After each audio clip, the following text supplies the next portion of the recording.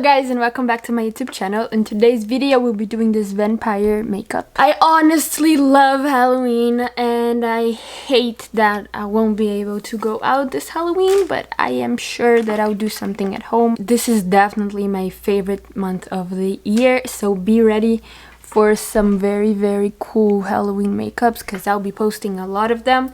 I already have a lot of them planned.